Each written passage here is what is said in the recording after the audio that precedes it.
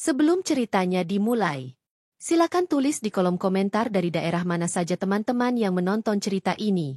Dan jangan lupa like dan subscribe, agar channel Our Story bisa terus berkembang dan mempersembahkan cerita yang terbaik. Mertua dan suami mengusirku karena aku difitnah oleh pelakor. Aku dibuang dan diusir dari rumah dan diceraikan oleh suamiku. Aku balas semua yang telah mereka lakukan, dan kubuat mereka sengsara dan jadi miskin. Matahari baru saja menampakkan sinarnya saat Meli selesai menyapu halaman depan rumah.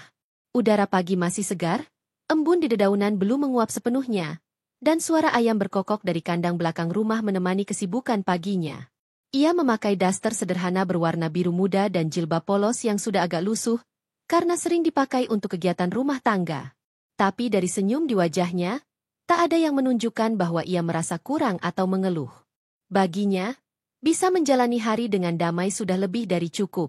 Meli baru 2 tahun menikah dengan Reza, pria yang dulu membuatnya percaya bahwa cinta bisa menyatukan dua dunia yang berbeda. Reza adalah anak sematawayang dari keluarga terpandang di kota kecil itu. Ayahnya sudah meninggal sejak Reza masih kecil, meninggalkan usaha toko bangunan yang kini dikelola sang ibu, Bu Ratna.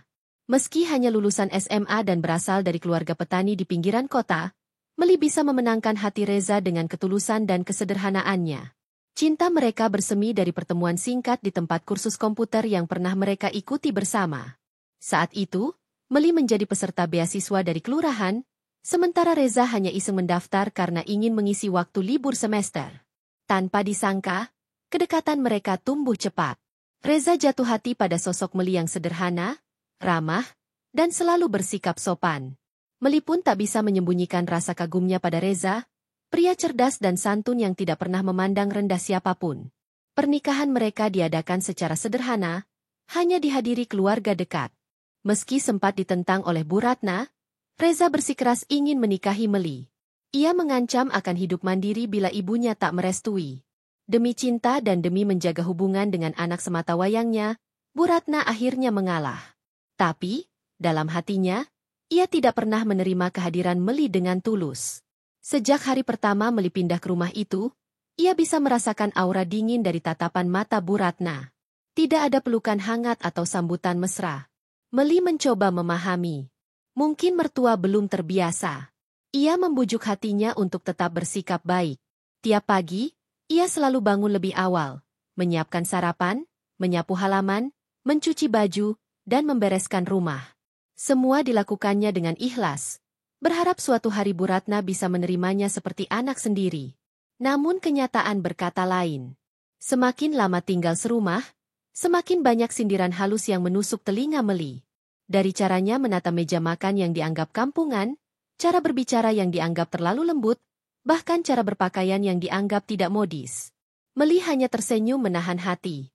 Ia percaya, semua bisa berubah dengan waktu dan ketulusan. Setiap kali Reza pulang kerja, Meli selalu menyambutnya dengan segelas teh manis hangat dan senyuman. Ia bertanya dengan lembut tentang harinya, mendengarkan cerita suaminya dengan penuh perhatian. Tapi akhir-akhir ini, Reza jadi lebih sering terlihat lelah dan kurang bicara.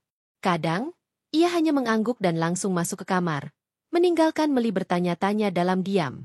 Hari-hari berlalu, dan Meli mulai merasakan pergeseran kecil dalam hubungan mereka. Reza tak lagi sering memuji masakannya. Ia juga jarang memeluk Meli saat pulang. Bahkan, tak jarang ketika Meli mengajak bicara, Reza terlihat terburu-buru dan seolah ingin cepat-cepat mengakhiri percakapan. Tapi Meli memilih untuk tidak langsung berprasangka. Ia berpikir mungkin Reza sedang banyak pikiran soal pekerjaan. Satu hari, saat Meli baru saja selesai mencuci pakaian di belakang rumah, ia mendengar suara Bu Ratna berbicara lewat telepon dari ruang tamu. Suaranya tidak keras, tapi cukup jelas untuk ditangkap telinga yang kebetulan sedang lewat. Iya, Indah. Anak itu masih tinggal di sini. Kau tahu sendiri kan, aku sudah dari dulu tidak suka dia. Tapi anakku keras kepala. Aku capek hadapi perempuan seperti dia. Nggak ada kelasnya sama sekali. Meli berhenti di tangga belakang. Napasnya tercekat. Nama Indah membuat jantungnya berdetak lebih cepat. Ia tahu siapa Indah. Mantan pacar Reza semasa kuliah. Perempuan cantik, mapan, dan berasal dari keluarga terpandang.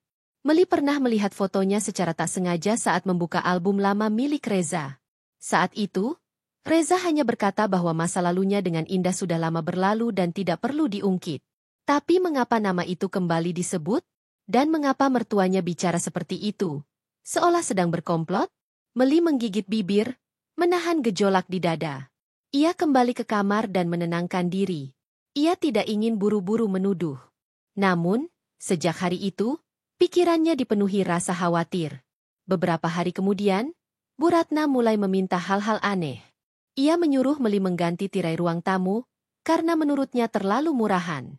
Ia juga menyuruh Meli membeli peralatan dapur baru, padahal alat yang ada masih layak pakai. Meli hanya menurut. Ia memakai uang tabungannya sendiri untuk membeli semua itu. Tapi yang ia dapat bukanlah ucapan terima kasih, melainkan kalimat penuh sindiran. Kalau kamu memang mau tinggal di rumah ini, kamu harus tahu tata krama. Jangan pikir cukup dengan masak dan bersih-bersih kamu bisa dianggap menantu sejati, ujar Bu Ratna dengan nada dingin. Meli menunduk. Air matanya jatuh diam-diam. Tapi ia tetap berkata pelan. Iya, Bu. Meli akan perbaiki semuanya. Reza hanya diam saat ibunya bicara seperti itu. Bahkan ketika melihat Meli menangis di kamar malamnya, ia hanya menghela napas panjang. Sudahlah, jangan bawa hati. Ibu memang seperti itu, katanya tanpa memeluk atau menenangkan. Meli mulai merasa terasing di rumahnya sendiri. Ia merasa seperti tamu yang setiap langkahnya diawasi. Ia ingin sekali bekerja agar bisa sedikit bernafas. Ia ingin punya penghasilan sendiri agar tidak selalu merasa bergantung dan dihina. Setelah berdiskusi dengan Reza, ia akhirnya diizinkan bekerja paruh waktu di sebuah toko kue milik teman SMA-nya. Gajinya tidak besar, tapi cukup untuk membeli kebutuhannya sendiri. Di tempat kerja, Meli merasa lebih dihargai. Ia disambut hangat oleh pemilik toko dan rekan-rekannya. Ia bekerja dengan semangat, selalu datang lebih awal dan pulang paling akhir. Tapi meski tubuhnya lelah, hatinya sedikit lebih tenang karena bisa punya dunia sendiri. Namun, dunia luar itu rupanya tak sepenuhnya membawa angin segar. Entah bagaimana, Bu Ratna mendapat kabar bahwa Meli sering berinteraksi dengan seorang karyawan laki-laki bernama Faris. Padahal hubungan mereka murni rekan kerja biasa. Faris sudah menikah dan dikenal sebagai pria sopan yang ramah kepada semua orang. Tapi Bu Ratna sudah punya keyakinannya sendiri. Ia mulai menyindir Meli setiap malam. Kerja di luar itu kadang bawa dosa. Kalau nggak kuat iman, bisa tergoda. Apalagi perempuan muda. Jangan sampai suami pulang, istrinya sibuk ketawa-ketiwi dengan laki-laki lain. Meli terdiam. Ia tahu sindiran itu untuknya. Ia ingin bicara, tapi Reza hanya membaca pesan di ponselnya dan tidak ikut campur. Reza, panggil Meli pelan suatu malam. Aku kerja hanya untuk bantu kamu, bantu rumah ini. Aku nggak pernah macam-macam. Reza menoleh sebentar, lalu menjawab datar. Kamu terlalu sensitif. Ibu cuma mengingatkan. Meli mengangguk pelan, tapi di hatinya, luka itu makin dalam. Ia mulai merasakan bahwa pelan-pelan cintanya dikebiri oleh prasangka dan kesunyian. Ia masih mencintai Reza sepenuh hati. Tapi ia mulai meragukan apakah cintanya cukup untuk mempertahankan semua ini. Sementara itu, Indah mulai sering terlihat di sekitar kantor Reza. Dari rekan-rekan kerjanya, Meli mendengar bahwa Indah kembali bekerja di perusahaan Reza sebagai konsultan proyek. Meli mencoba menahan diri. Ia tidak mau mencampuri urusan kantor suaminya. Tapi hatinya tetap tak tenang. Suatu sore, saat Meli pulang kerja, ia melihat Reza baru saja turun dari mobil yang sama dengan Indah. Mereka tertawa bersama. Indah memakai kacamata hitam dan baju ketat yang mencolok. Melihat Meli, Indah tersenyum sinis dan melambaikan tangan seolah-olah mereka bersahabat dekat. Reza terlihat canggung, tapi tak menjelaskan apapun. Meli hanya menunduk, masuk rumah, dan langsung ke dapur. Ia mengaduk sup yang mendidih sambil menahan air mata yang menetes satu demi satu ke dalam panci. Malam itu, ia tidak bisa tidur. Hatinya gelisah, tubuhnya lelah, dan pikirannya dipenuhi bayangan buruk.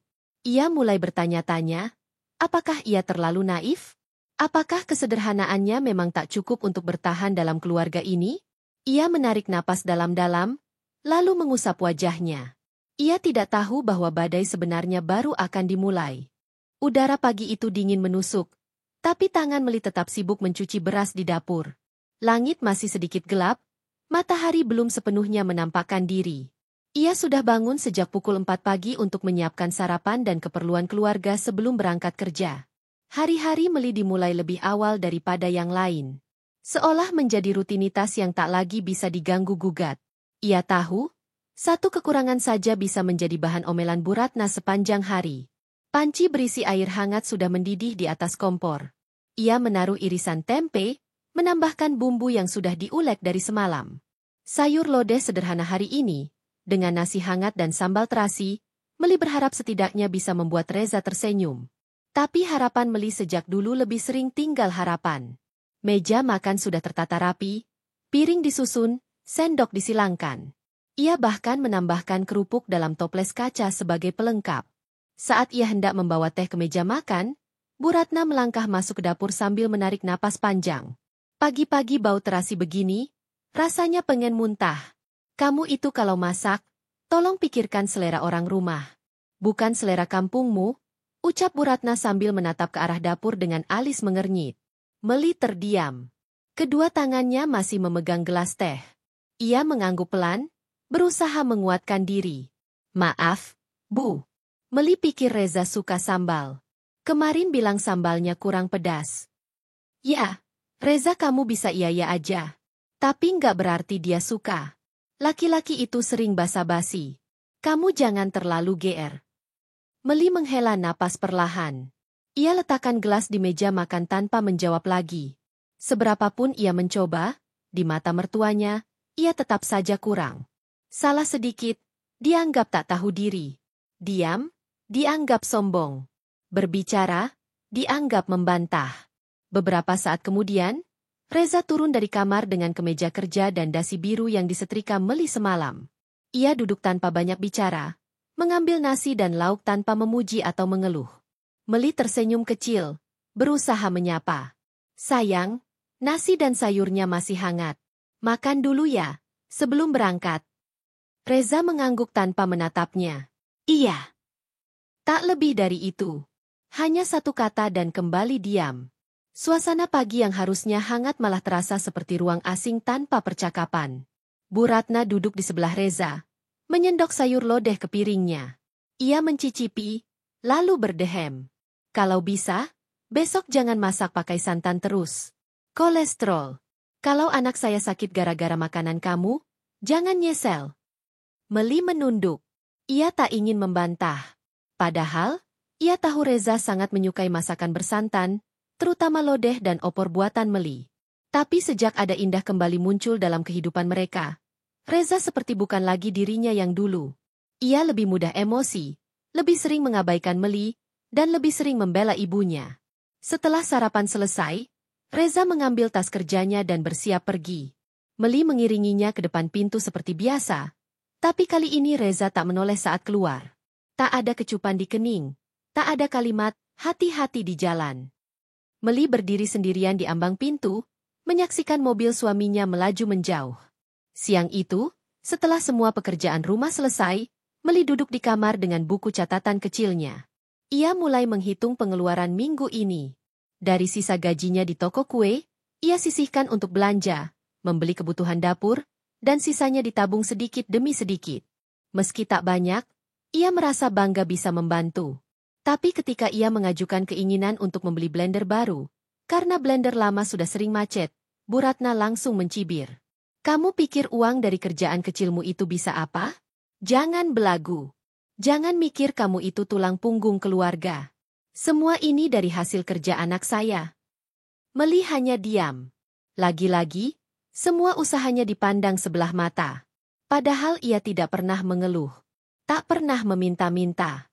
Ia hanya ingin berkontribusi, agar dirinya dianggap ada, dihargai.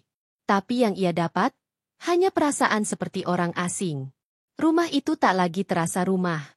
Sore hari, Meli memasak lagi.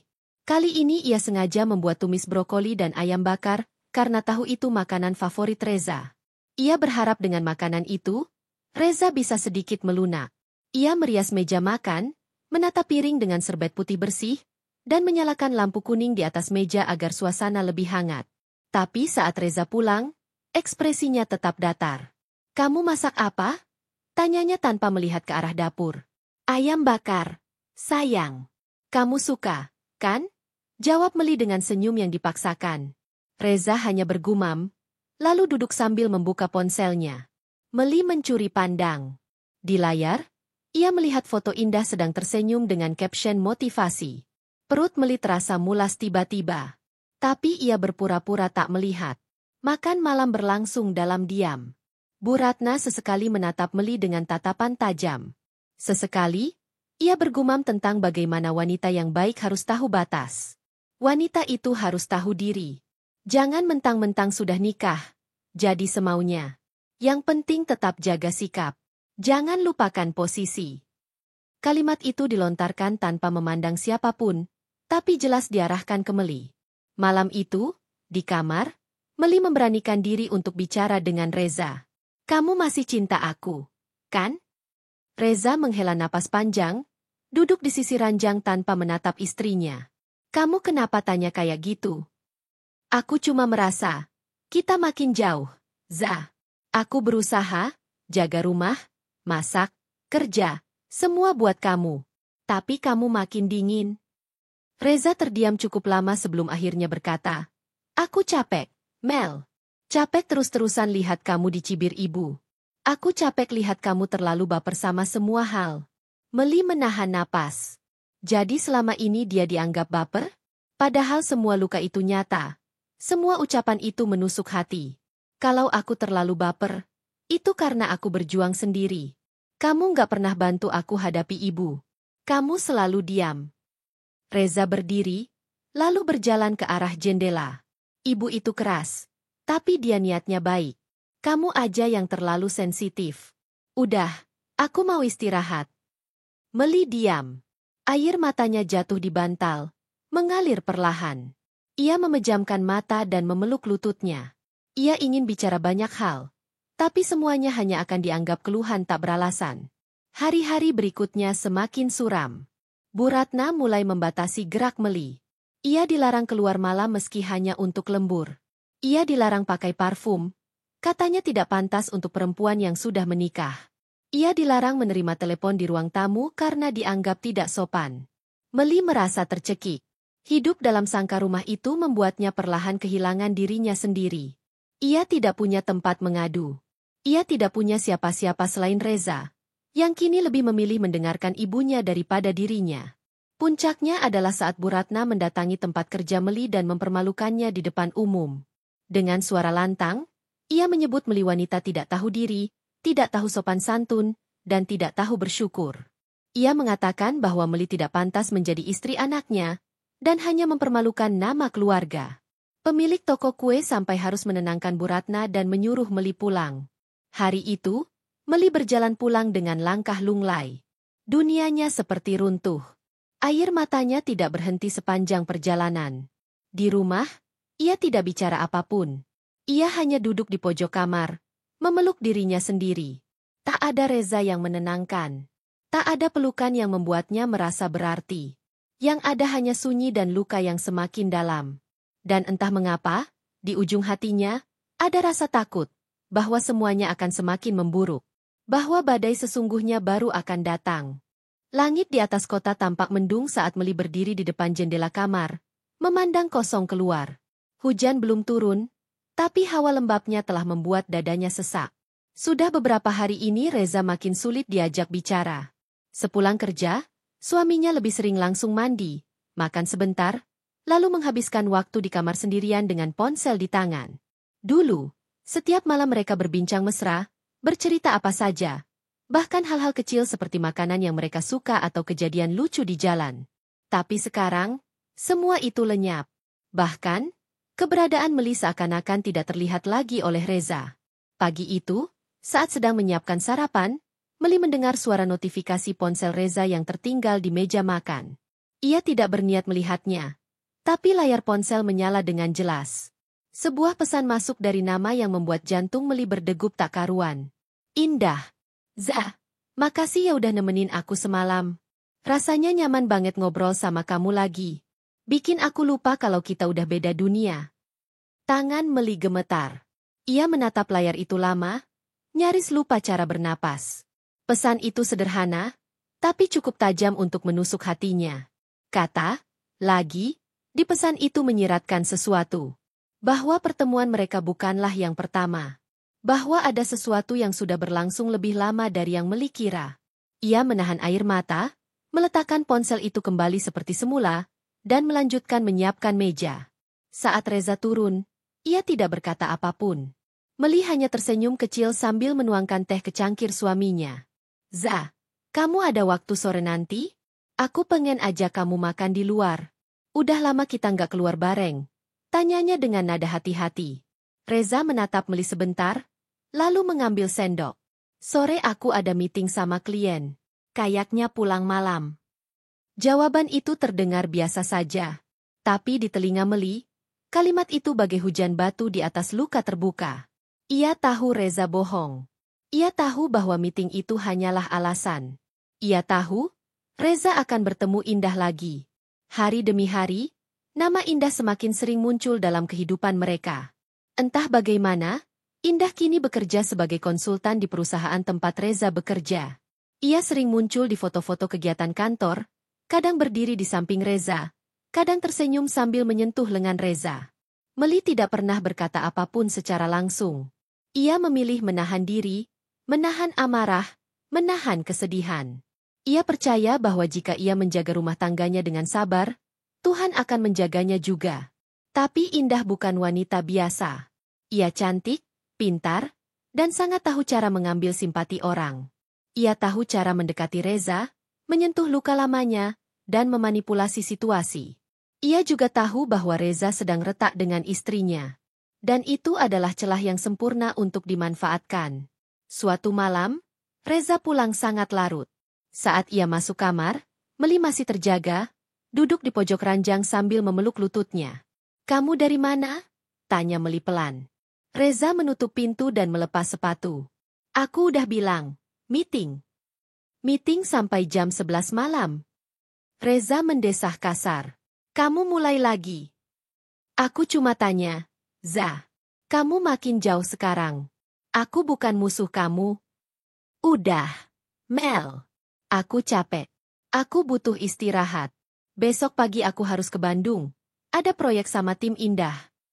Nama itu keluar dari mulut Reza dengan sangat ringan. Tanpa rasa bersalah. Tanpa pikir panjang. Dan saat itu, dunia Meli benar-benar runtuh. Ia bangkit dari tempat duduk, menatap suaminya lurus-lurus. "Kenapa kamu harus kerja bareng dia?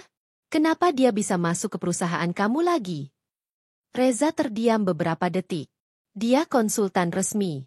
Aku gak bisa nolak." "Bukan soal kerja, Reza, tapi kamu tahu dia mantanmu. Kamu tahu hubungan kalian dulu seperti apa. Kamu tahu semua luka itu." Reza membalikkan badan. "Dia profesional. Mel, jangan bawa perasaan kemana-mana.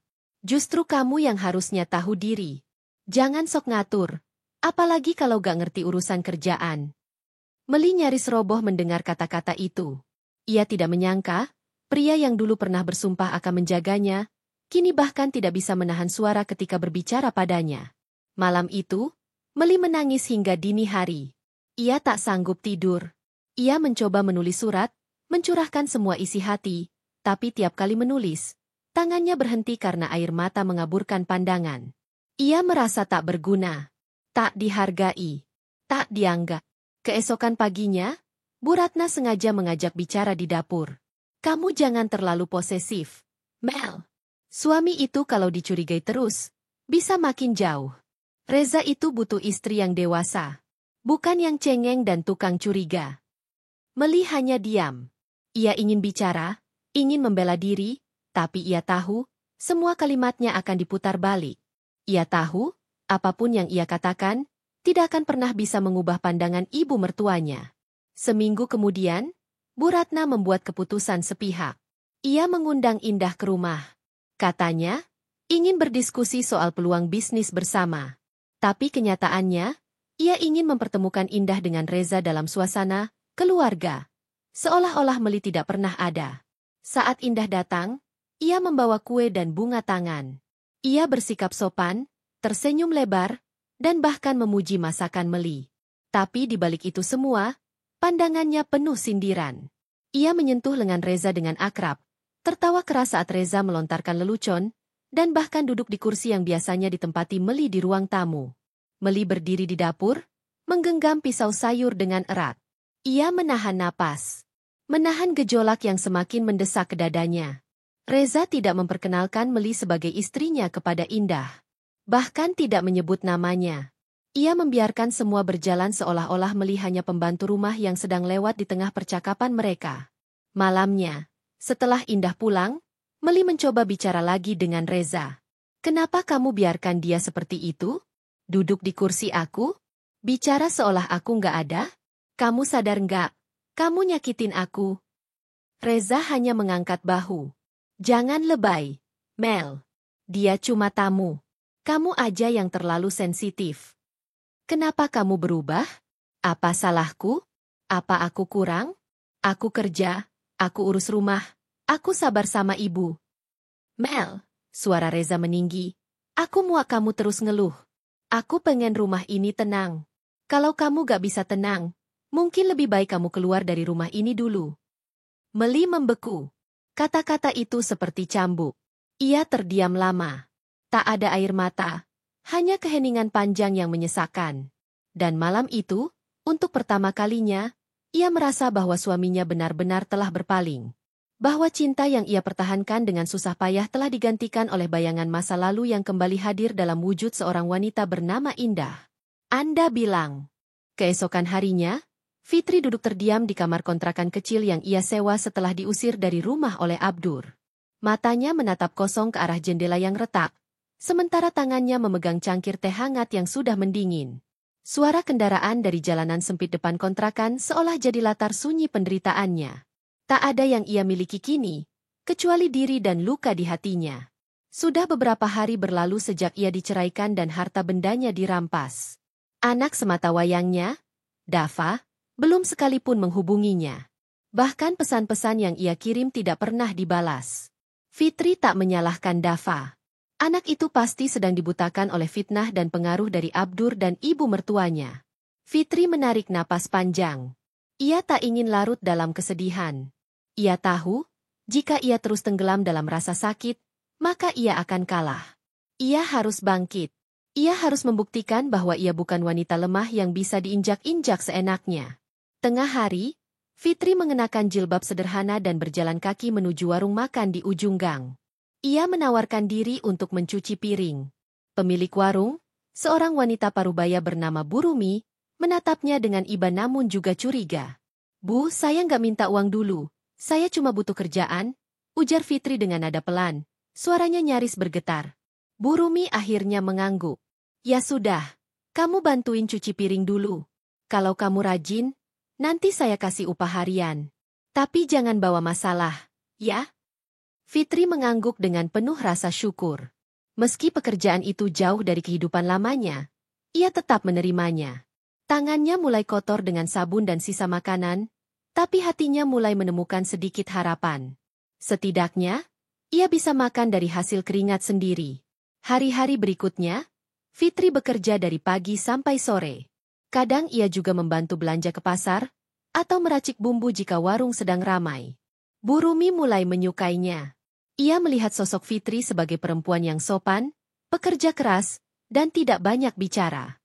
Suatu hari, saat Fitri sedang menyapu lantai warung, datanglah seorang pria tua dengan mobil hitam mengkilap. Pria itu turun dari mobil dan menatap Fitri lama, sebelum akhirnya bertanya pada Bu Rumi, "Bu, apakah ini benar namanya Fitri?" Fitri langsung menoleh, wajahnya was-was. "Saya Fitri, ada apa ya, Pak?" Pria itu tersenyum hangat. "Saya Pak Dharma, sahabat almarhum ayahmu. Aku baru pulang dari luar negeri.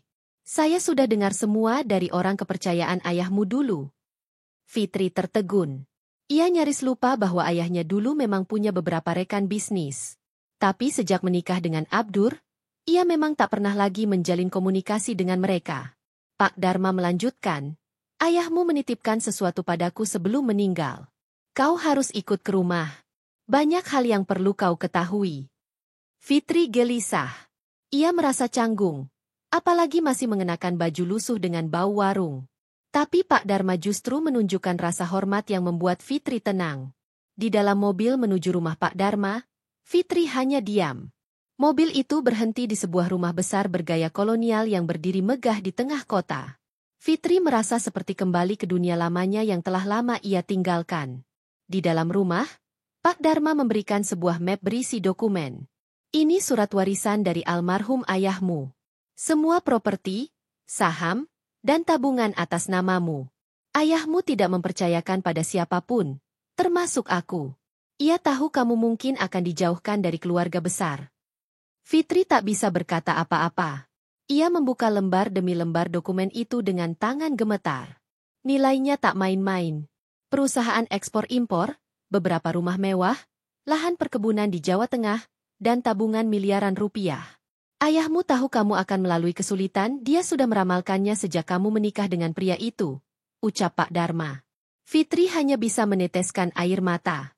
Bukan karena harta itu, tapi karena pengorbanan dan perhatian ayahnya yang begitu besar, bahkan setelah kematian. Malam itu, Fitri memutuskan untuk menata hidupnya kembali. Ia memindahkan semua dokumen ke bank, membuka rekening bisnis baru, dan menyewa konsultan hukum untuk mengurus perpindahan aset. Ia tidak ingin membalas dendam saat itu juga. Ia ingin memperkuat fondasi dirinya terlebih dahulu. Di sisi lain, di rumah Abdur, ibu mertua Fitri merasa hidup begitu nyaman. Mereka menjual sebagian harta yang dulu dirampas dari Fitri, membeli mobil baru, dan berfoya-foya. Namun, tanpa mereka sadari, kehidupan mereka perlahan mulai goyah. Salah satu perusahaan kecil yang dulu dipegang Fitri kini bangkrut karena salah kelola Abdur. Di ruang makan, Abdur mengeluh, ini semua salah Fitri. Kalau dia nggak ninggalin perusahaan seenaknya, pasti semuanya nggak begini. Ibu mertuanya hanya mendengus. Dia perempuan nggak tahu diri. Udah aku rawat kayak anak sendiri, malah berani-beraninya pergi begitu aja. Namun diam-diam, mereka mulai khawatir. Mereka mendengar kabar bahwa seorang wanita muda berhijab dengan nama yang mirip Fitri, membeli saham besar di beberapa perusahaan besar di kota itu. Bahkan mantan rekan bisnis Abdur pun mulai berpindah arah. Banyak yang tak lagi mau bekerja sama dengannya. Fitri sendiri diam-diam mulai membangun jaringan. Ia mengundang investor dan membentuk tim manajemen baru.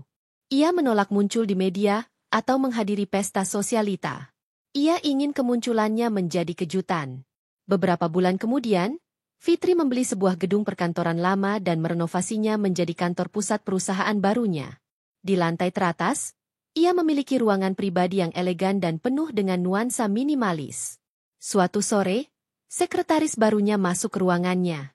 "Bu, ada seseorang bernama Dava yang ingin bertemu. Katanya dia anak ibu." Fitri tercekat.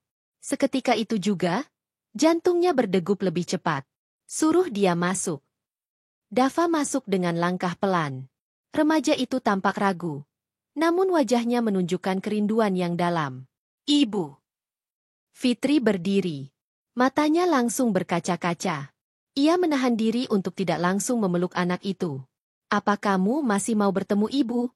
tanya Fitri pelan. Dava menunduk. "Aku salah, Bu. Aku terlalu percaya pada ayah dan nenek. Mereka bilang ibu selingkuh. Ibu ambil semua uang. Tapi sekarang aku tahu, semuanya bohong. Ayah malah punya perempuan lain sekarang." Fitri tak tahan lagi.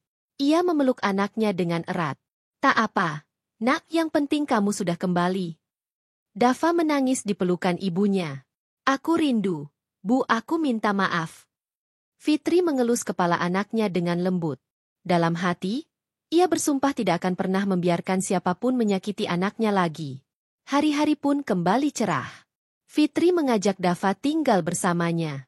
Ia mendaftarkan Dava ke sekolah terbaik, dan setiap pagi mereka sarapan bersama sebelum Fitri pergi ke kantor.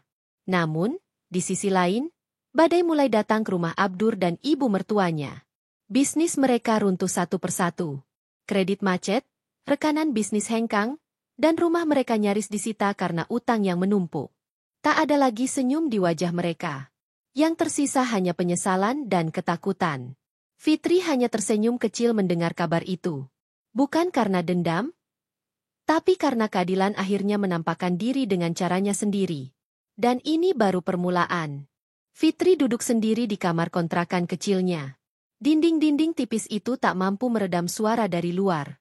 Tangis bayi tetangga dan suara televisi dari kamar sebelah terus berdengung. Tapi bukan itu yang membuat hatinya sesak. Hatinya retak, bukan karena kebisingan, tapi karena kenyataan bahwa orang yang dulu berjanji melindunginya, kini justru yang paling melukai. Pagi tadi, ia baru saja menghubungi sekolah tempat anaknya bersekolah. Fitri ingin memastikan kabar bahwa anaknya, Naya, akan tampil di acara pentas seni sekolah. Betapa rindunya ia ingin melihat putrinya menyanyi atau menari di atas panggung. Tapi guru kelas hanya menjawab datar, "Bu, Naya sudah tidak tinggal sama ibu, ya? Kemarin ayahnya bilang ibu sudah lama tidak peduli." Fitri terdiam. Suara di ujung sana masih berbicara, tapi telinganya seakan mati rasa. Ia menahan isak. Sakitnya bukan karena dituduh tak peduli, tapi karena anaknya mulai percaya fitnah suaminya. Anak yang ia lahirkan dengan taruhan nyawa kini perlahan ditarik menjauh darinya. Dibilang pelacur, dituduh selingkuh, bahkan disebut tak tahu diri karena mencari uang ke luar negeri. Sambil memeluk bantal usang, Fitri menatap langit-langit kamar. Di matanya terbayang wajah Naya. Gadis kecil berponi dengan suara renyah yang dulu tak pernah bisa tidur tanpa dielus punggungnya. Kini, bahkan untuk sekadar bicara di telepon pun enggan. Luka yang ditinggalkan Abdur terlalu dalam. Saat ia pulang dari Hong Kong 2 bulan lalu, bukan sambutan hangat yang ia dapatkan, tapi tudingan, pengusiran, bahkan perceraian yang datang mendadak. Semua harta yang ia kirimkan tiap bulan, rumah yang ia cicil dengan air mata dan kerja keras, kini atas nama suaminya. Ia bahkan tidak diberi kesempatan untuk mengambil baju atau melihat anak. Saat ia mencoba menemui Naya diam-diam di sekolah, anak itu justru menjauh, bahkan memanggilnya, "Ibu jahat, ibu pelacur." Kata ayah, ibu tinggal sama laki-laki di luar negeri. Fitri tersungkur di depan gerbang sekolah. Guru-guru melihatnya dengan iba, tapi tak ada yang berani mendekat. Ia tak kuat menatap mata anaknya yang begitu penuh kebencian. Fitri hanya bisa menggenggam tanah dan mengubur teriakannya di dalam dada. Kini, malam kembali datang. Kontrakan sempit itu seakan ikut menangis bersamanya. Hujan di luar jendela seperti irama duka yang tak kunjung henti. Fitri lalu membuka koper kecil yang selama ini tak pernah ia buka sejak pulang. Di dalamnya, ia masih menyimpan boneka kecil pemberian Naya saat Fitri akan pergi jadi TKW dulu. Boneka kelinci berwarna merah muda, sudah mulai kusam, tapi masih utuh. Ia memeluk boneka itu erat-erat, lalu menulis surat di buku harian lamanya. "Naya, ibu tidak jahat. Ibu hanya ingin kau hidup lebih baik. Ibu pergi bukan karena tak cinta, tapi karena ingin kau punya masa depan. Tapi ayahmu terlalu serakah. Ia tak hanya mengambil uang ibu, tapi juga hatimu. Ibu sakit, bukan karena kehilangan rumah, tapi karena kehilangan kamu." Air mata jatuh membasahi tulisan itu. Namun Fitri tahu, tangis tidak akan mengembalikan anaknya. Ia harus bangkit. Ia harus membuktikan bahwa dirinya bukan wanita sembarangan. Beberapa hari kemudian, Fitri nekat mendatangi rumah lamanya. Rumah yang dulu ia bangun bersama Abdur. Rumah yang kini dihuni oleh pria itu bersama seorang wanita muda, yang dulu katanya hanya teman kerja. Saat ia tiba, pintu pagar tertutup. Tapi dari balik pagar, ia bisa melihat anaknya sedang duduk bermain. Fitri berseru memanggil, "Naya, sayang, ini ibu." Namun suara itu tidak disambut. Justru dari dalam rumah, terdengar suara perempuan. "Siapa itu di luar ribut-ribut?" Fitri, masih juga kamu kesini? Gak tahu malu kamu ya?" Fitri masih berdiri di depan pagar. Wajahnya lelah. Ia tidak ingin membalas, hanya ingin memeluk anaknya sekali saja. Abdur muncul, wajahnya masam. "Fitri, jangan bikin ribut di sini. Kalau kamu masih waras, kamu pergi. Naya gak mau lihat kamu. Tolong, aku hanya ingin bicara. Aku rindu anakku." "Naya bukan anakmu lagi. Dia sudah lupa sama kamu. Kamu itu wanita hina. Pergi, teriak wanita di samping Abdur. Fitri terdiam. Ia tidak kuat lagi. Kakinya melemas. Namun sebelum benar-benar jatuh, seseorang menghampiri dari arah seberang jalan. Seorang pria tua, tetangga lama mereka. Fitri, ayo ikut saya. Jangan jatuhkan harga dirimu di depan mereka, bisiknya pelan. Fitri hanya bisa mengangguk lemah. Ia pergi dengan langkah terseok. Malam itu, ia duduk di warung kecil dekat terminal. Ia menatap jalan yang basah. Merenung. Aku harus berubah. Aku harus balas. Tapi bukan dengan kebencian. Aku akan balas mereka dengan keberhasilanku, bisiknya. Keesokan harinya, ia pergi mencari pekerjaan. Tapi berkali-kali ditolak. Ia dianggap mantan TKW yang tak punya keahlian. Tak ada ijazah tinggi, tak ada pengalaman kantor. Hanya bekas luka di hati. Namun takdir membawanya bertemu dengan Bu Ratna, seorang pengusaha catering yang sedang mencari pembantu dapur. Fitri langsung menyanggupi. Meski gajinya kecil, ia ikhlas. Setidaknya ia tidak mengemis. Di dapur sempit itu, Fitri bekerja keras. Mengiris bawang sambil menahan air mata. Menggoreng tempe sambil mengingat wajah anaknya. Setiap makanan yang ia olah seakan membawa doa agar hidupnya kembali utuh. Bu Ratna lama-lama mulai menyukai kerja Fitri. Kamu telaten, fit, bersih, jujur. Mau saya ajari manajemen bisnis kecil-kecilan? Fitri tertegun. Ia tidak percaya. Tapi ia mengangguk, dengan mata berbinar. Dari situlah awal perubahan hidupnya dimulai. Pelan, tapi pasti. Ia tak tahu apakah kelak anaknya akan kembali padanya. Tapi ia tahu satu hal. Ia tak akan menyerah. Tidak malam ini. Tidak besok. Tidak selamanya. Fitri membuka pintu rumah kontrakan kecilnya perlahan. Tubuhnya masih gemetar usai kejadian di depan rumah mewah milik mantan suaminya. Dadanya sesak.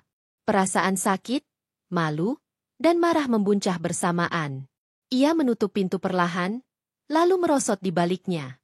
Air matanya tumpah. Ia menangis dalam diam. Tangis tertahan, tak ingin didengar siapapun. Hanya dinding dan lantai kosong yang jadi saksi luka batinnya malam itu. Perlahan, ia bangkit. Melangkah lunglai ke kamar kecil di sudut ruangan. Ia pandangi wajahnya di cermin. Wajah yang dulu berseri kini terlihat pucat dan penuh luka. Sisa tamparan ibu mertuanya masih terasa panas di pipi. Matanya sembab. Ia hanya berdiri di sana, menatap bayangan dirinya sendiri. Seolah bertanya, apa salahku? Kenapa aku diperlakukan sekejam ini? Fitri menarik napas panjang, mencoba menenangkan diri. Ia tahu ia tak boleh kalah. Ia tak boleh terus-terusan menangis. Dunia ini terlalu kejam untuk perempuan yang hanya bisa meratap.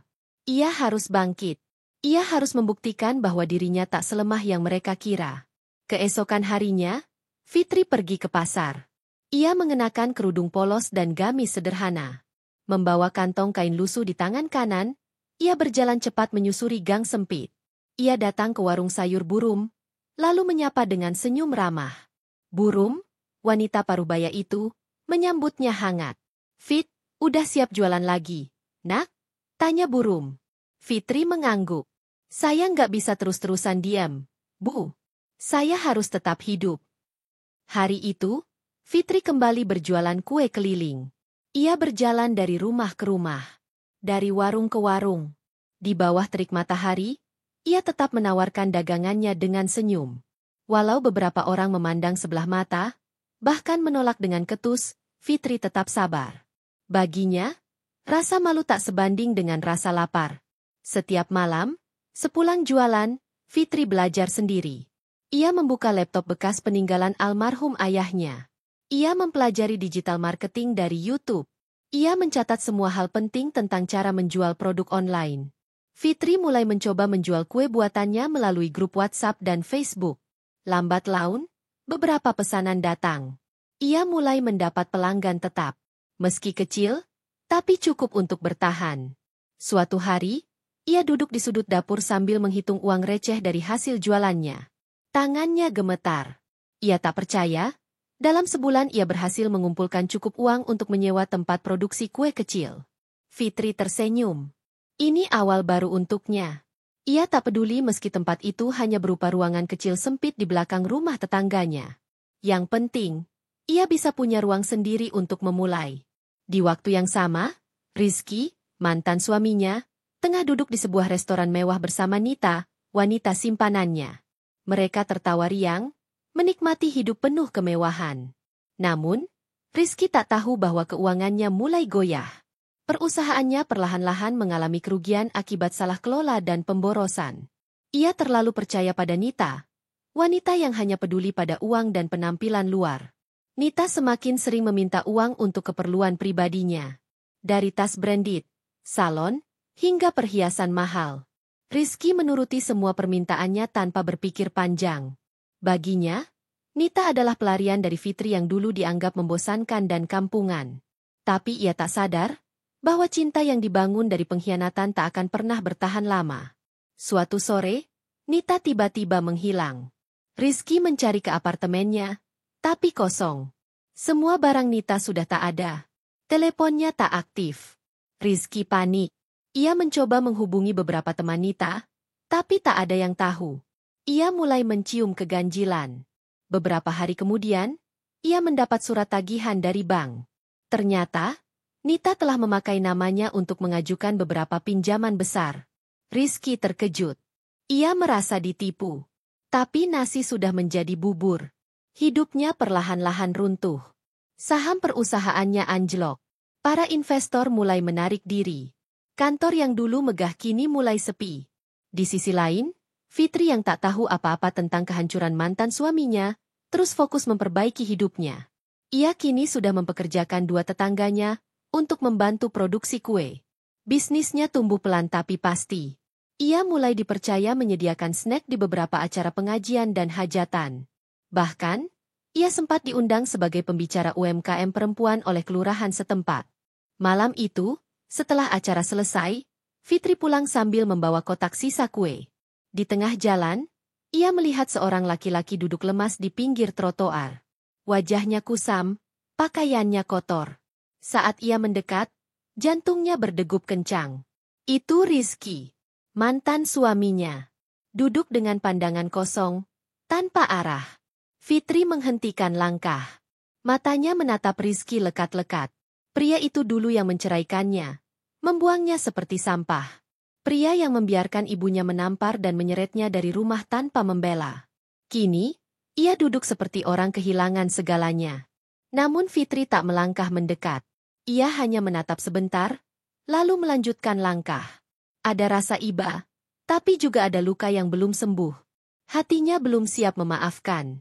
Ia tahu, ia harus tetap melangkah maju, tanpa menoleh ke masa lalu yang menyakitkan. Setibanya di rumah, Fitri duduk di ruang tamu. Ia menatap tumpukan orderan yang siap dikirim besok pagi. Ia tersenyum. Bukan karena ia bahagia melihat Rizky jatuh. Tapi karena ia bersyukur bisa bangkit dan berdiri dengan kakinya sendiri. Ia telah membuktikan bahwa perempuan tak selamanya lemah. Bahwa di balik air mata, ada kekuatan besar yang bisa menghancurkan siapapun yang menyepelekannya. Dan malam itu, untuk pertama kalinya, Fitri bisa tidur dengan tenang. Tanpa tangis. Tanpa ketakutan. Hanya damai. Karena ia tahu, waktunya akan datang. Waktu di mana semua yang menyakitinya akan menuai apa yang telah mereka tabur. Setelah malam itu, rumah menjadi sepi. Fitri hanya terdiam di dalam kamar yang dulu ia bangun bersama Rizal. Dinding yang penuh dengan kenangan kini hanya memantulkan keheningan yang menggigit. Sesekali, air mata Fitri mengalir begitu saja tanpa diminta. Ia meratapi bukan hanya tentang suaminya, tapi juga pengkhianatan dan kehancuran harga dirinya. Pagi itu, ia duduk di ruang makan sendirian. Sarapan yang ia buat hanya tersentuh sedikit. Di meja yang sama, dulu Rizal duduk sambil membaca koran, dan mereka saling bercanda. Kini kursi di depannya kosong, seperti hatinya. Ponselnya berdering. Sebuah nomor tak dikenal. Fitri mengangkatnya dengan lesu. Halo? Suaranya serak. Bu Fitri, ini saya, Pak Hartono dari notaris. Suara pria itu terdengar tegas namun sopan. Saya ingin mengabari bahwa surat pengalihan seluruh aset yang Anda serahkan kemarin sudah selesai ditandatangani. Mulai hari ini semua harta, rumah, dan properti yang atas nama suami Anda sudah sepenuhnya berpindah ke nama Anda. Fitri hanya mengangguk, walau Pak Hartono tak bisa melihat. Terima kasih, Pak. Ia menutup telepon itu dengan napas panjang. Semua harta Rizal kini sudah ia kuasai. Semua bisnis yang dulu ia biayai dari uang warisan orang tuanya, kini sudah resmi jadi miliknya. Ia membalikan keadaan tanpa suara. Sore itu, Fitri keluar rumah dengan mengenakan gamis hitam elegan dan hijab abu lembut. Wajahnya tegas, tidak lagi lembek seperti dulu. Ia pergi ke salah satu properti miliknya, sebuah rumah mewah 2 lantai di kawasan elit yang dulu ia hadiahkan untuk Rizal dan ibunya. Begitu ia turun dari mobil, beberapa tetangga memandangi dengan heran. Salah satu satpam yang biasa berjaga langsung menyapa. Bu Fitri. Ibu, maaf. Saya kira ibu sudah tidak tinggal di sini. Fitri tersenyum dingin. Sekarang saya kembali. Dan mulai hari ini rumah ini kembali jadi milik saya. Suruh orang-orang yang tinggal di dalam, keluar. Saya beri waktu 1 jam.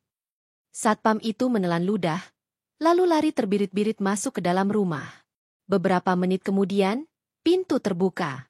Mertua Fitri keluar dengan wajah merah padam, dan Rizal berdiri di belakangnya. Mengenakan pakaian santai, terlihat kaget melihat kehadiran Fitri.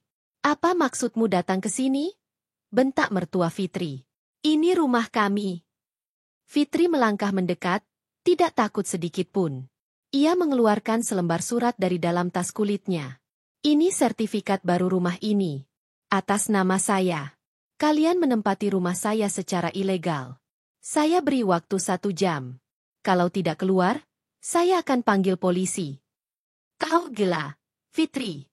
Kau tidak punya hak atas apa-apa lagi. Bentak ibu mertua sambil menunjuk-nunjuk wajah Fitri. Fitri hanya menatap tajam. Selama ini kalian hidup dari uang saya. Dari bisnis yang saya bangun dari modal keluarga saya. Kalian pikir saya bodoh? Saya diam, bukan berarti saya tidak tahu. Rizal mencoba menengahi. Fitri, kamu kenapa begini? Apa tidak bisa kita bicarakan baik-baik? Fitri menoleh cepat. Baik-baik. Kamu liburan ke luar negeri pakai uang saya, bawa perempuan itu, lalu pulang dan berharap semuanya akan baik-baik saja. Rizal, saya bukan Fitri yang dulu. Sekarang saya punya kuasa penuh, dan saya akan gunakan semuanya. Saya tidak akan lunak lagi. Ibu mertua langsung marah besar. Dasar perempuan tidak tahu diri. Sudah dikasih tempat tinggal, dikasih anak saya, malah berani-beraninya usir kami. Fitri mendekat pelan. Bukan saya yang tidak tahu diri, Bu. Tapi ibu yang tidak tahu malu. Saya ini bukan menantu kampungan seperti yang ibu hina.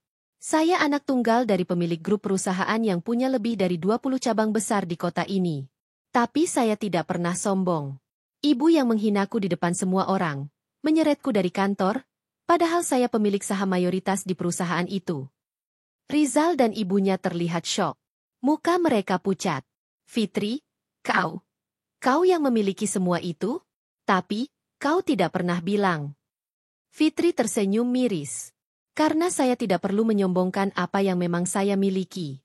Tapi sekarang, saya akan ajarkan kalian apa arti balas dendam yang elegan. Tanpa berkata apa-apa lagi, Fitri memutar badan dan kembali masuk ke dalam mobil. Ia memberi isyarat pada sopirnya, dan pria itu mengangguk. 1 jam kemudian, polisi datang. Rizal dan ibunya dipaksa keluar dari rumah. Barang-barang mereka ditumpuk di halaman. Wajah mereka ditutupi rasa malu yang sangat dalam. Beberapa tetangga mulai berkerumun, berbisik-bisik melihat mereka diusir dari rumah mewah itu. Malamnya, Fitri duduk di balkon lantai 2 rumah itu, memandangi langit kota. Ia tahu ini belum berakhir. Tapi setidaknya, satu demi satu, semua penghinaan itu mulai ia balas. Dengan caranya sendiri. Dengan kekuasaan yang dulu ia sembunyikan, dan kini ia gunakan tanpa ragu. Besok, akan ada langkah selanjutnya. Ia belum selesai. Belum sepenuhnya puas. Masih ada orang-orang yang harus tahu siapa dirinya sebenarnya. Masih ada harga diri yang harus ia bangun kembali, bukan dengan air mata, tapi dengan kemenangan. Fitri berjalan perlahan melewati halaman rumah kontrakan yang baru ia tempati, sepi dan kecil, jauh berbeda dari rumah megah yang dulu pernah ia bangun bersama suaminya. Di tangannya masih ada beberapa lembar amplop berisi surat panggilan dari pengadilan agama dan surat pernyataan cerai dari Abdur. Surat yang dulu tak pernah ia bayangkan akan datang padanya. Di dalam rumah kecil itu, Fitri duduk di lantai beralaskan tikar. Pandangannya kosong. Sudah berhari-hari ia hidup dalam kehampaan. Tidak ada satupun dari keluarganya yang datang mengunjunginya. Bahkan anaknya sendiri, Raffi, yang dulu selalu memeluk dan memanggilnya, Ibu, dengan manja, kini tak sudi menjawab pesan WhatsApp-nya. Semua menganggapnya wanita jalang, perempuan murahan yang tega berselingkuh di negeri orang. Padahal, ia justru bertaruh nyawa untuk menafkahi keluarga. Setiap malam di Hong Kong, ia bekerja sampai larut, mengurus nenek tua lumpuh yang kadang mengigau dan memukulnya. Tapi tak pernah sekalipun ia mengeluh. Gajinya dikirimkan setiap bulan untuk anak dan suaminya di kampung. Bahkan saat ia sendiri kesulitan makan, ia tetap memastikan uang di kampung cukup untuk kebutuhan mereka. Sakitnya bukan hanya pada kenyataan ia difitnah, tapi karena difitnah oleh orang yang paling ia percaya, suaminya sendiri. Pikirannya kembali ke malam itu, malam ketika tetangganya, Bu Wiwik, menelpon dan mengabarkan bahwa rumahnya kini ditempati wanita lain. Seorang janda muda bernama Melanie yang dikenal suka menggoda lelaki. Fitri bahkan sempat meminta video dari Bu Wiwik. Dan betul saja, dalam video itu, Abdur dan Melanie terlihat keluar dari rumahnya sambil tertawa. Tangan mereka bergandengan mesra. Fitri menahan napas. Hatinya seperti ditusuk belati. Itu rumah yang ia bangun dari hasil kerja kerasnya di luar negeri. Itu ranjang yang ia beli dari gajinya saat lembur 3 bulan berturut-turut tanpa libur. Dan kini tempat itu jadi sarang cinta terlarang. Tangis Fitri pecah malam itu. Tapi air mata tak pernah bisa memutar waktu. Beberapa hari setelahnya, Abdur mengirim pesan panjang. Isinya, tuduhan bahwa Fitri berselingkuh dengan majikan di luar negeri. Tanpa bukti, tanpa klarifikasi. Abdur hanya percaya pada sebuah foto yang dikirim entah dari siapa. Fitri berdiri di samping seorang pria tua berkursi roda. Padahal itu adalah panti jompo tempat ia bekerja. Fitri mencoba menelepon. Berkali-kali. Tapi tak pernah diangkat. Bahkan Raffi pun memblokirnya. Lalu surat perceraian datang. Fitri mendadak jadi janda miskin yang bahkan tidak punya rumah. Fitri menghela napas panjang dan menatap tumpukan baju bekas yang ia cuci untuk dititipkan di pasar loak. Ia tidak bisa selamanya diam. Ia harus bangkit. Ia harus membersihkan namanya. Pagi itu, Fitri berangkat ke rumah kepala desa. Ia ingin bicara. Mungkin masih ada jalan untuk menjelaskan semuanya. Tapi begitu tiba di sana, ia disambut pandangan sinis dari beberapa ibu-ibu yang duduk di balai desa. Itu loh, yang katanya TKW tapi ternyata suka main sama bule. Gak malu pulang kampung bawa aib. Bisik salah satu ibu, sengaja dikeraskan. Fitri pura-pura tidak mendengar. Ia terus melangkah masuk ke kantor kepala desa. Pak Lurah kaget melihat kedatangannya. Fitri, ya ampun, kamu sekarang tinggal di mana? Di kontrakan belakang pasar, Pak. Saya mau bicara sebentar. Pak Lurah mempersilakan Fitri duduk.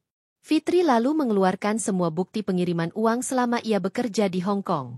Ia juga menunjukkan foto-foto pekerjaannya yang sebenarnya, termasuk data majikannya yang sudah ia simpan di folder khusus. Pak Lurah terdiam. Fit, kenapa kamu baru cerita sekarang? Karena saya pikir, keluarga saya akan percaya pada saya. Tapi ternyata tidak. Sekarang saya cuma ingin satu hal. Pak, nama saya bersih. Saya mau semua orang tahu siapa sebenarnya yang menghancurkan rumah tangga saya. Pak Lurah mengangguk. Ia berjanji akan membantu Fitri mengurus surat pernyataan resmi dari kelurahan mengenai fitnah yang beredar. Beberapa minggu berlalu. Fitri mulai berjualan gorengan kecil-kecilan di pinggir jalan. Modalnya dari hasil menjual kalung emas terakhir yang ia miliki. Setiap pagi ia bangun pukul 4, membuat adonan, menggoreng, lalu menjajakan dagangannya di depan kantor kecamatan. Awalnya hanya beberapa orang yang membeli. Tapi lambat laun, karena rasanya yang enak dan murah, dagangannya mulai dikenal. Bahkan ada pegawai kecamatan yang menawarinya untuk ikut bazar UMKM mingguan. Di tengah kesibukannya, Fitri tetap mencari cara untuk membongkar semua kebusukan Abdur. Ia berhasil mengumpulkan rekaman suara dari tetangga yang mengaku pernah melihat Abdur dan Melanie menginap bersama bahkan sebelum Fitri pulang dari Hong Kong. Fitri mencatat semuanya, lengkap dengan tanggal dan saksi mata. Tak berhenti di situ, Fitri juga menghubungi Rina, sahabat lamanya sesama TKW yang kini bekerja di media lokal. Rina setuju untuk membantunya membuat artikel tentang perjuangan TKW yang difitnah saat pulang kampung. Beberapa hari setelah artikel itu tayang, media sosial mulai ramai. Banyak netizen yang bersimpati. Komentar-komentar mendukung Fitri membanjiri kolom komentar. Bahkan ada LSM yang menghubunginya dan menawarkan bantuan hukum. Saat itu, Abdur dan Melanie sedang bersiap menikah. Mereka merasa aman dan senang. Mereka pikir Fitri sudah selesai. Tapi hari itu juga, seorang pengacara mendatangi Abdur dan memberikan surat panggilan dari pengadilan. Isinya, gugatan balik dari Fitri atas pencemaran nama baik, penggelapan harta Gonogini, dan penelantaran. Abdur syok. Ia tak menyangka Fitri bisa melawan sejauh itu. Di hari persidangan pertama, Abdur datang dengan kepala tertunduk. Ia tak lagi sombong. Tapi yang paling mengejutkan adalah ketika hakim memutar rekaman suara dari tetangga, memperlihatkan bukti transfer uang dari Fitri selama menjadi TKW, dan membacakan pengakuan tertulis dari saksi-saksi. Melanie gemetar di kursi pengunjung. Ia tidak menyangka semua rahasia mereka akan dibongkar habis-habisan di pengadilan. Dan yang paling membuat Abdur nyaris pingsan adalah ketika seorang pengacara wanita masuk dan duduk di sebelah Fitri. Wanita itu adalah Rani, anak dari pengusaha kaya di Jakarta yang kini mendukung penuh perjuangan Fitri lewat LSM miliknya. Hakim memutuskan untuk membekukan aset rumah dan semua harta yang dimiliki Abdur, hingga proses hukum selesai. Malam itu, Fitri berdiri di depan rumah lamanya. Ia tak bisa masuk, tapi ia bisa tersenyum. Karena ia tahu, kebenaran akhirnya mulai terungkap. Namun perjuangannya belum selesai. Ia belum bertemu anaknya. Raffi masih menutup semua akses. Tapi Fitri tak menyerah. Suatu siang, Raffi datang ke kontrakannya. Wajahnya datar. Ia membawa sebuah ponsel, dan memperlihatkan video klarifikasi dari salah satu saksi mata yang menjelaskan semua fitnah yang ditujukan pada Fitri. "Ibu, benarkah semua ini?" Fitri tak menjawab. Ia hanya membuka ponsel dan menunjukkan album foto perjuangannya di luar negeri. Luka di tangan, wajah lebam karena dipukul nenek majikan, dan video saat ia sendirian menangis di loteng kamar kecilnya di Hong Kong. Raffi menangis. Ia bersimpuh di kaki ibunya. "Ibu, maafkan aku." Fitri tak bisa menahan air matanya. Raffi kini tahu kebenaran. Dan dunia pun tahu siapa sebenarnya yang berkhianat dan siapa yang berjuang. Dan itu belum akhir dari segalanya. Fitri berdiri menatap langit sore yang mulai meremang, menyentuh kaca jendela besar ruang kerjanya dengan tangan gemetar. Di luar sana, langit Jakarta perlahan-lahan berubah menjadi abu-abu keemasan, pertanda hari mulai pamit. Namun pikirannya tak tenang. Semenjak kabar tentang Rizky dipecat dan rumah milik orang tua Rizky telah ia ambil alih secara hukum, entah mengapa ada kegelisahan yang aneh dalam dadanya. Beberapa hari terakhir, ia menerima pesan-pesan tak bernama, berisi hinaan dan ancaman. Entah dari siapa, namun jelas seseorang yang tidak senang melihat perubahan hidupnya. Meski secara legal dan mental ia kuat, luka batin dari masa lalu kadang masih membekas di sela-sela kekuatannya yang sekarang terlihat. Ia duduk di kursi kerjanya, menatap layar laptop. Sebuah email masuk, tanpa nama pengirim. Judulnya hanya satu kata, balas dendam. Fitri menghela napas panjang. Membuka email itu dengan ragu. Isinya foto lama saat dirinya diseret oleh ibu mertua di depan kantor, saat dirinya menangis di gang sempit kontrakan dulu. Ada juga foto Rizky sedang berdiri dengan seorang wanita di depan rumah mewah yang kini telah diambil alih Fitri. Ada satu kalimat di bawah foto-foto itu. "Kau kira kau menang? Kau pikir kau bahagia dengan menghancurkan orang lain? Lihat ke cermin. Kau cuma wanita kampungan dengan topeng kekuasaan." Fitri menggertakkan gigi. Ia menghapus email itu, namun matanya tetap berkaca-kaca. Ia bukan marah karena isi email itu, namun lebih pada kenangan pahit yang belum sepenuhnya sembuh, dipaksa terbuka kembali. Ketukan di pintu mengagetkannya. Sekretarisnya masuk. "Bu Fitri, ada tamu." Seorang wanita parubaya, katanya dia ibu dari Pak Rizky. Fitri menegakkan tubuhnya. Suruh masuk. Sekretaris itu membuka pintu lebar. Muncullah wanita yang dulu menyebut dirinya kampungan. Dulu menjambaknya di hadapan banyak orang. Kini berdiri di hadapannya dengan wajah kusam, rambut setengah beruban, dan tatapan ragu yang tak seperti dulu. Fitri. Suara wanita itu lirih. Fitri berdiri pelan. Matanya tak berkedip menatap mantan mertuanya itu. Ada perlu apa ibu kesini? Wanita itu menunduk. Tangannya menggenggam tas lusuh yang ia peluk erat. Aku datang bukan untuk bertengkar. Aku cuma ingin minta maaf. Ruangan itu hening. Hanya suara jam dinding berdetak yang terdengar. Maaf. Fitri mengulang kata itu pelan, namun penuh tekanan. Maaf untuk apa, Bu? Wanita itu meneteskan air mata. Aku dulu terlalu buta. Aku pikir kau memang wanita tak layak. Aku pikir kau cuma perusak keluarga. Aku salah. Sekarang semua sudah berbalik. Anakku kehilangan pekerjaannya. Kami kehilangan rumah. Aku tinggal di rumah saudara yang bahkan tak mau menyambut kami dengan baik. Fitri tetap berdiri tegak. Tidak bersuara. Aku tahu, kami layak mendapat ini semua. Tapi, aku hanya ingin kau tahu. Aku sungguh menyesal. Aku bahkan tak bisa tidur malam-malam ini. Aku merasa bersalah. Aku tidak minta kau balas kebaikan. Hanya, jangan benci kami terlalu dalam. Fitri menahan napasnya. Hatinya kacau. Semua kenangan pahit itu berputar lagi. Tapi kini bercampur dengan wajah tua di hadapannya yang tak berdaya. Kenapa baru sekarang, Bu? Tanyanya lirih. Saat semuanya sudah hancur? Saat aku sudah berdiri? Aku malu. Aku butuh waktu. Aku takut. Suara wanita itu makin parau. Fitri menarik kursinya, duduk kembali, tapi tidak mempersilakan wanita itu duduk. Ibu tahu rasanya dijambak di depan kantor? Dihina jadi menantu kampungan? Dituduh mandul? Ditampar saat lagi makan? Ibu tahu aku hampir bunuh diri dulu karena merasa tak berharga. Wanita itu meneteskan air mata lebih deras. Aku tahu, dan aku menyesal. Aku minta ampun. Bahkan kalau kau tak mau memaafkan, aku tetap akan mengerti. Fitri menatap lurus ke arahnya.